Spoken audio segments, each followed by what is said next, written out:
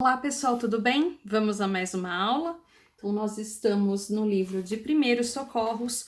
Hoje nós vamos estar vendo o capítulo 5, página 31 do nosso livro, sobre choque elétrico. Bom, nós já vimos um pouquinho sobre isso na nossa última aula, né? Mas hoje a gente vai entrar em mais detalhes sobre esse assunto. O choque elétrico acontece quando uma descarga elétrica é atingida no nosso corpo. A maior parte dessa resistência elétrica se encontra no ponto da nossa pele. Então, a nossa pele, o nosso corpo, acaba sendo condutor da eletricidade.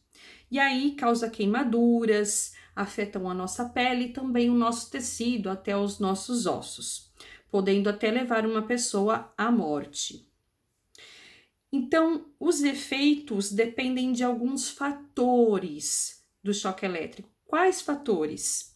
O tempo que dura esse choque, quanto mais tempo dura o choque, maior é o efeito, a consequência dele. A frequência da corrente elétrica. Quando a gente toma um choquinho pequeno, por exemplo, quando vai abrir a torneira para poder tomar banho, né?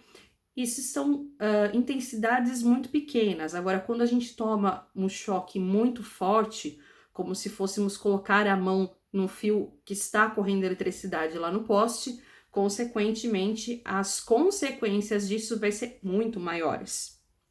O percurso que essa corrente elétrica vai passar dentro do nosso corpo, a condição da nossa pele. Então, a condição da pele também pode influenciar nas suas consequências.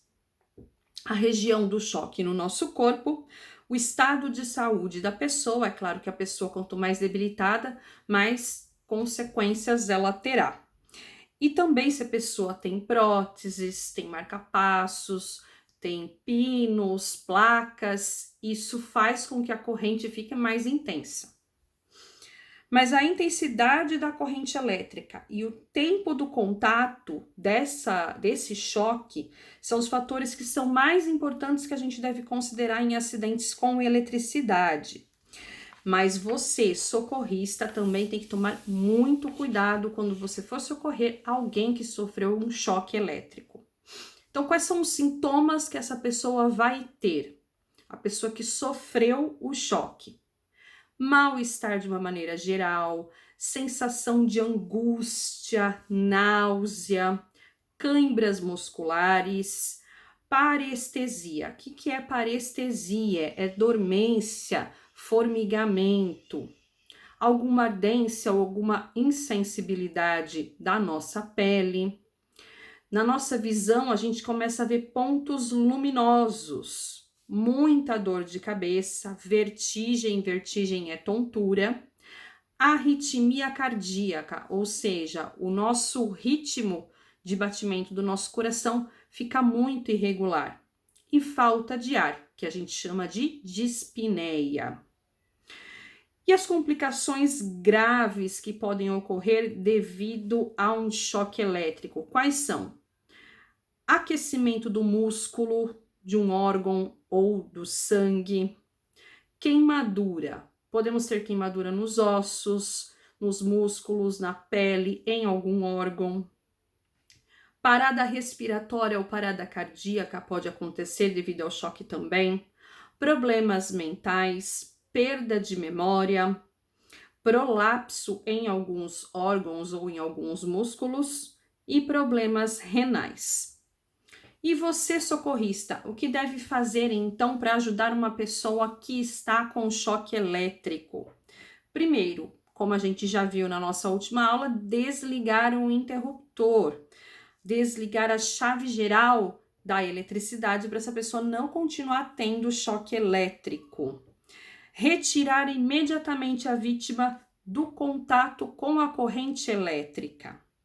Mas com isso a gente tem que tomar cuidado. Eu não vou pegar na mão da pessoa e puxar ela, porque senão eu vou estar sendo mais um condutor da corrente elétrica. Então, como que a gente afasta um fio ou um condutor elétrico de perto da pessoa? Com um cabo de vassoura, com um jornal dobrado, um tapete de borracha, algum material isolante que não vai passar essa corrente elétrica para a gente. Como eu disse, nunca tocar na vítima, isso é muito importante.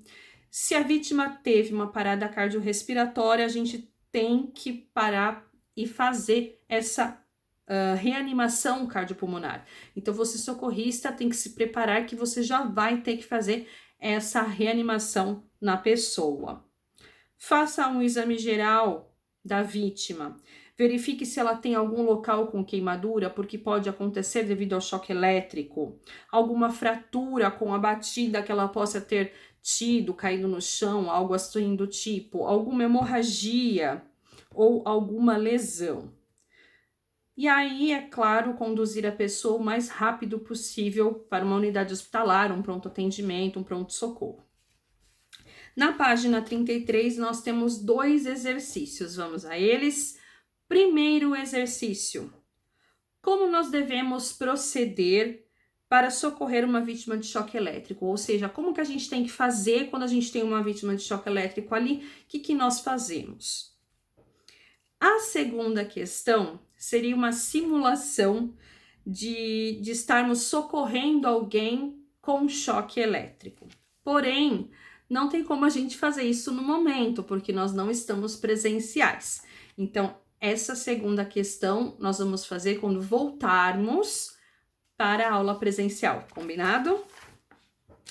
Na página seguinte, página 34, capítulo 6, nós vamos conhecer também sobre os animais peçonhentos. O que são os animais peçonhentos?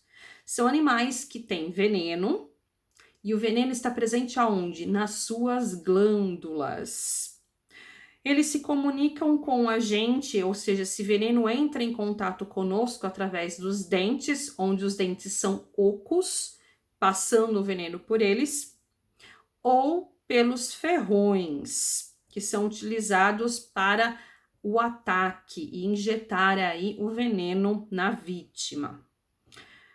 Entram nessa categoria os insetos, sim, os insetos, as aranhas, cobras e os escorpiões. O veneno ele pode causar uma intoxicação e, se não haver um atendimento médico muito rápido, a pessoa pode vir a óbito.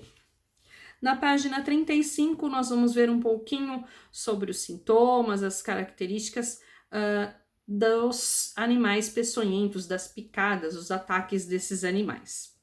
Primeiro, nós vamos ver sobre a aranha. É muito comum acontecer acidentes com aranha em nosso país, dentro de casa ou próximo às casas. Nós temos aqui as 3 espécies principais de ataques a aranhas. São essas 3 principais que costumam ter mais acidentes. Então, a gente tem as armadeiras, a aranha marrom e a viúva negra. Todas elas são encontradas no nosso país. Aqui eu só vou mostrar para vocês os sintomas, pois as características de cada animal e da região onde ele se encontra a gente vai ver em nossa aula, ok? Então, tanto da armadeira quanto da aranha marrom, a pessoa pode ter uma dor intensa no local onde foi picado, vai inchar imediatamente, vai dar coceira, pode dar alguma queimação, dor no local também. Já a viúva negra, a pessoa vai ter náuseas, vômitos, dor abdominal, sudorese, tremores, pode ficar roxo e até ter algum tipo de choque.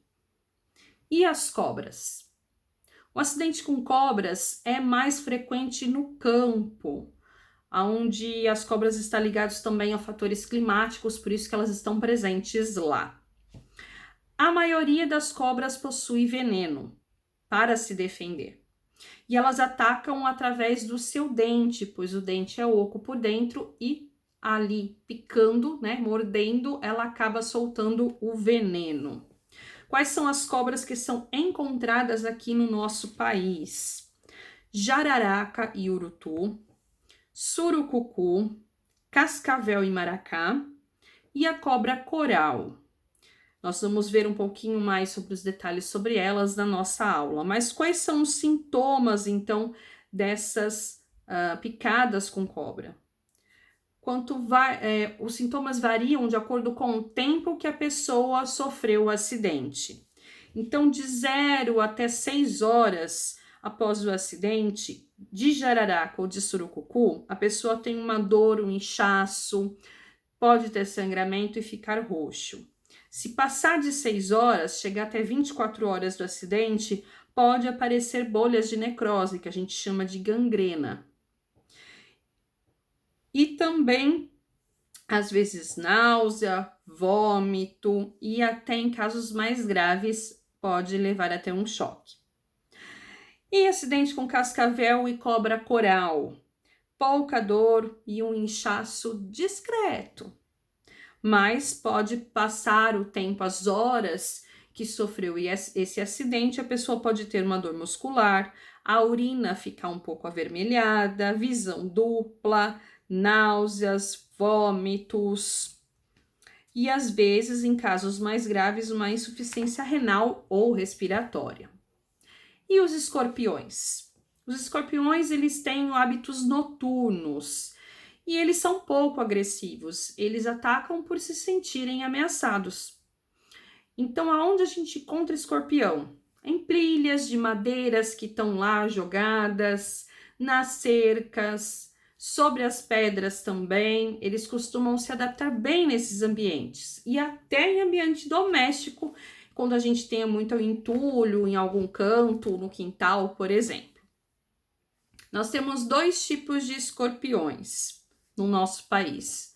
O escorpião amarelo, que está presente em algumas regiões, e o escorpião preto. Tanto um quanto o outro, os sintomas são os mesmos. Então, a gente pode ter uma dor local muito intensa, dói muito mesmo, e ardência. De uma maneira geral, os sintomas passam a ser semelhantes depois com o passar das horas que já sofreu a picada.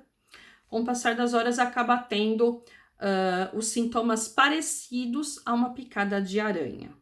E os insetos? Os insetos são os menos perigosos, né? A gente pode sofrer alguma reação alérgica em virtude da picada do inseto. Os riscos, como eu já disse para vocês, eles são pequenos, mesmo se a gente for picado inúmeras vezes. Por exemplo, eu fiquei sentada em cima de um monte de formiga, de saúva. Nossa, vai sair com a bunda toda picada. Mas mesmo assim, estando tanto tempo e levando tantas picadas, os sintomas, as suas consequências não são tão graves. Então, assim que eu levei uma picada de algum inseto, o que acontece quando a gente toma uma picada de pernilongo, por exemplo? Vai inchar o local, fica um pouquinho vermelho. Se a pessoa tem alergia a esse inseto, aí sim o caso pode ser um pouco mais grave, pode até levar a pessoa a um choque anafilático, dependendo do caso. Picada de abelha, vespa, marimbondo, formigas, o que acontece? Fica vermelho, fica inchado, coça, às vezes dói. Quando o caso é um pouquinho mais grave, pode dar dor de cabeça, náusea, vômito, diarreia também. E o que a gente deve fazer como socorrista para atender alguém que foi picado por cobra, ou por aranha, ou por um escorpião? Como que a gente vai fazer para ajudar essa pessoa? Se conseguirmos, seria essencial capturar o animal para levar o animal junto com a pessoa até o hospital. Por quê? Para identificar qual é a espécie exata do animal que picou essa pessoa e assim dar o soro específico dessa espécie. Mantenha a pessoa em repouso, tente acalmar essa pessoa. Verifique os sinais vitais, é muito importante, e o volume da urina também. Retire todos os objetos como anéis, relógios, pulseiras, todos os adornos. Lave o local onde sofreu a picada com água e sabão. Procurar o médico o mais rápido possível. E aí, quando estiver a caminho ou após a picada, sempre elevar o membro que foi afetado, que foi picado. Então, se piquei no braço, eu tenho que ficar com o braço erguido. Se foi na perna, da mesma forma. Mantenha sempre a pessoa hidratada. Isso é muito importante. Evite o uso de algum medicamento, principalmente medicamentos que atacam o sistema nervoso central. Se a picada aconteceu há mais de 30 minutos, o que acontece? Os socorros locais passam a não ser mais útil, porque já passou meia hora. E aí, o que a gente faz? A gente verifica os sinais vitais e vamos levar mais rápido possível essa pessoa ao médico. Uma coisa muito importante, pessoal, nunca tentem retirar o veneno dessa pessoa chupando o veneno ou cortando aquela parte lá. Isso é muito perigoso. Primeiro, eu posso piorar a situação da pessoa e eu também posso me contaminar com esse veneno. Então, nunca façam isso. Torniquete ou garrote, eu vou mostrar para vocês o que é, mas também não deve ser feito. E quando eu vou socorrer alguém que sofreu uma picada de algum inseto, o que eu faço?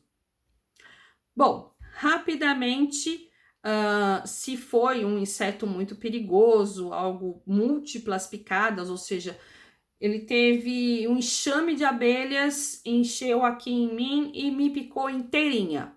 Rapidamente eu tenho que ser levada até o médico, a um serviço mais especializado.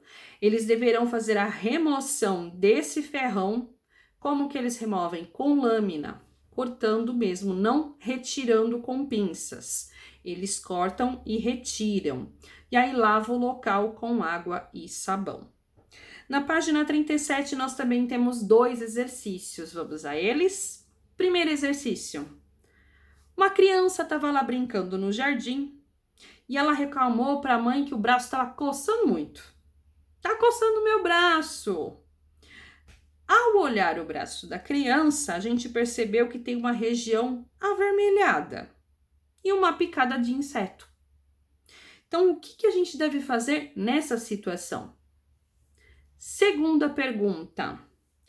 Um homem está dizendo que foi picado por uma cobra, mas os seus sintomas são dor de cabeça, náusea, vômitos, diarreia e edema de glote. Dentre todos esses animais que a gente viu aqui, qual tem uma maior compatibilidade de ter sido esse o animal que atingiu a minha vítima? E por quê? Pessoal, então respondam as questões, que a gente vai corrigir essas questões em aula. Estudem e eu encontro vocês na nossa próxima aula, combinado? Até lá! Tchau!